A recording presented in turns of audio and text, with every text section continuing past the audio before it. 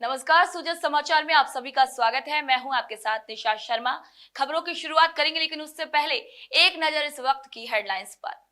Doctor Shyama Prasad Mukherjee के बलिदान दिवस पर मुख्यमंत्री श्री भजनलाल शर्मा ने दी श्रद्धांजलि। राष्ट्र सेवा को बताया प्रेरणा स्रोत। भजनलाल सरकार का बालिका शिक्षा पर विशेष फोकस। टॉप करने वाली छात्राओं को मिलेगी अयोध्या हवाई यात्रा की सौगात। हरियालो राजस्थान अभियान की तैयारियां जोरों पर। मुख्यमंत्री श्री भजनलाल शर्मा के नेतृत्व में शुरू हुआ प्रदेश व्यापी हरित आंदोलन। राजस्थान में शिक्षा का नया प्रयोग। डूंगरपुर सिरोही में स्थानीय भाषाओं में पढ़ाई। मुख्यमंत्री श्री भजनलाल शर्मा की पहल ला रही है रंग। चलिए अब खबरों पर बात कर लेते हैं विस्तार से। मुख्यमंत्री श्री भजनलाल शर्मा ने महान राष्ट्रवादी नेता, शिक्षाविद और भारतीय जनसंघ के संस्थापक डॉक्टर श्यामा प्रसाद मुखर्जी को उनके बलिदान दिवस पर भावपूर्ण श्रद्धांजलि अर्पित की है। उन्होंने अपने सोशल मीडिया प्लेटफॉर्म एक्स पर एक पोस्ट साझा करते हुए डॉक्टर मुखर्जी के बलिदान को राष्ट्र की एकता, अखंडता और अस्मिता की रक्षा में अद्वितीय बताया।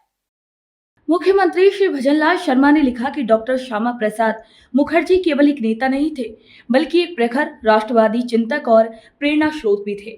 उन्होंने भारतीय राजनीति को एक नई दिशा दी है और भारत के युवाओं को मातृभूमि की सेवा के लिए सदैव प्रेरित किया है। मुख्यमंत्री श्री भजनलाल शर्मा ने ये भी कहा है कि डॉक्टर मुखर्जी का राष्ट्रवाद पर आधारित चिंतन और अखंड भारत का संकल्प आज भी हमारे लिए मार्गदर्शक है और आने वाली पीढ़ियों को भी देशभक्ति की भावना से ओतप्रोत करता रहेगा। मुख्यमंत्री श्री भजनलाल शर्मा के नेतृत्व में शिक्षा क्षेत्र में लगातार नवाचार और सुधार देखने को मिल रहे हैं। विशेषकर बालिका शिक्षा को बढ़ावा देने की दिशा में भजनलाल सरकार ने कई प्रभावशाली कदम उठाए हैं। भजनलाल सरकार का संकल्प है कि कोई भी बच्चा, विशेषकर बालिकाएं, शिक्षा से वंचित ना रहे और यही वजह है कि सरकारी स्कूलों की तस्वीर अब धीरे धीरे बदलती हुई नजर आ रही है। राजस्थान में शिक्षा को लेकर मुख्यमंत्री श्री भजनलाल शर्मा की दूरदर्शी सोच आज जमीन पर साफ तौर से दिखाई दे रही है। राज्य में डिजिटल शिक्षा से लेकर छात्रवृत्तियों, निःशुल्क पुस्तकें, यूनिफॉर्म, मिड डे मील और बालिकाओं के लिए साइकिल, लैपटॉप और स्कूटी जैसी सुविधाएं देकर छात्राओं को सशक्त बनाया जा रहा है। मुख्यमंत्री श्री भजनलाल शर्मा मानते हैं कि जब तक बेटियां शिक्षित और आत्मनिर्भर नहीं होंगी, समाज की प्रगति अधूरी रहेगी। इसी दिशा में एक प्रेरणादायक कदम बांदीकुई विधायक श्री भागचंद्र टांकड़ा ने भी उठाया है। उन्होंने घोषणा की है कि जो बालिकाएं 10वीं और 12वीं जिले में टॉप करेंगी, उन्हें अयोध्या के श्री राम मंदिर की हवाई यात्रा कराई जाएगी। ये कदम छात्राओं के मनोबल को बढ़ाने वाला है।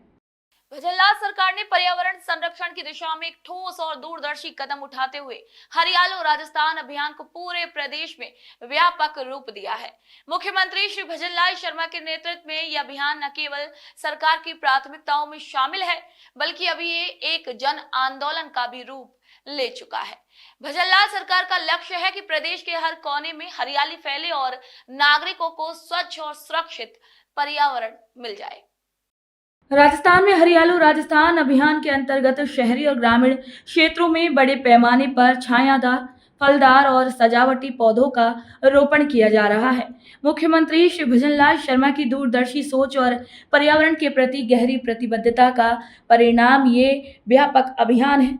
उन्होंने स्पष्ट रूप से घोषणा की है कि हर वर्ष करीब 10 करोड़ पौधे लगाए जाएंगे और 5 वर्षों में 50 करोड़ पौधारोपण का भी लक्ष्य तय किया गया है। ये केवल आंकड़ों का खेल नहीं, बल्कि धरातल पर क्रियान्वयन की सशक्त योजना है।